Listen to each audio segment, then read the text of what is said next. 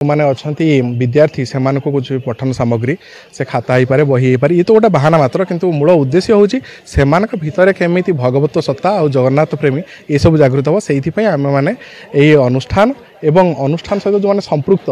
से दायित्व देचु। जय श्री जगन्नाथ। राधारमण फाउंडेशन दीर्घ 35 वर्ष धरी सामाजिक कल्याण क्षेत्र में काम कर जो छात्र मानक आमर प्रोत्साहन प्रदान करा जाउची एवं आध्यात्मिक विचारधारार सम्मिलित जो सब बुद्धिजीवी माने अछंती तांको श्री जगन्नाथ चेतना रे वैष्णवीय चेतना रे श्री जगन्नाथ विषय उपर आज आलोचना पैका रखा जाइथिला। जातीय आलोचना चक्र अनुष्ठित होईची एवं ए अनुष्ठान शुभेच्छु भाव में बहुत दर्शक माने आसीथिले एवं ए अनुष्ठान आज आमर पद्मश्री पुरस्कार प्राप्त देवी प्रसन्न पट्टनायक को सम्मानित करी निजको धन्यवाद मान्य करिछि। अतीत रंगनाथ मिश्र सुप्रीम कोर्ट रो चीफ जस्टिस एवं बहुत विशिष्ट व्यक्ति माने ये अनुष्ठान द्वारा सम्मानित होइछन्ति। ये अनुष्ठान श्री जगन्नाथ महाप्रभु एवं श्री राधारमण देवों प्रति समर्पित जार कार्यक्रम समस्त आध्यात्मिकता एवं सुख निमंते उद्दिष्ट। नमस्कार, मु डॉक्टर जगन्नाथ आचार्य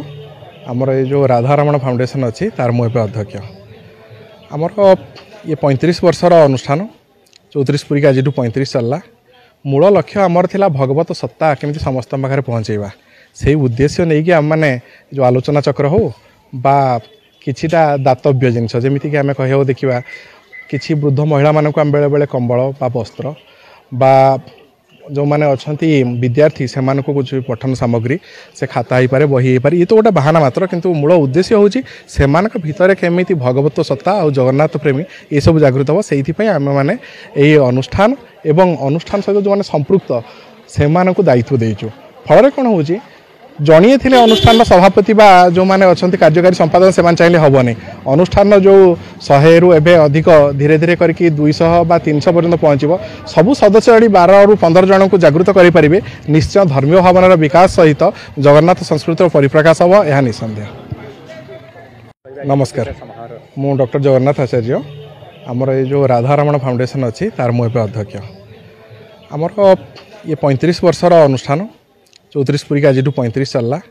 मूल लक्ष्य आमर थिला भगवत सत्ता केमी समस्त पाखे पहुँचेवा से उद्देश्य नहीं कि आम मैंने जो आलोचना चक्र हो बा किछिटा दातव्य जिनस जमीक आम कह देखा कि वृद्ध महिला मानक आम बेले बेले कंबल बा वस्त्र बा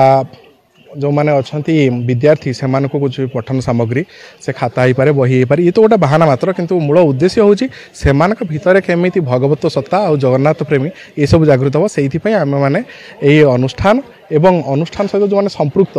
से दायित्व देचु। फल कौन हो जड़िए थे अनुष्ठान सभापति बा जो मैंने अच्छा कार्यकारी संपादन से चाहिए हेनी अनुष्ठान जो 100 रु एवं अधिक धीरे धीरे करके 200 बा 300 पर्यंत पहुँचो सबू सदस्य 12 रु 15 जन को जागृत करें निश्चय धर्मीय भावनार विकास सहित जगन्नाथ संस्कृतिर परिप्रकाश हम यह निसंदेह।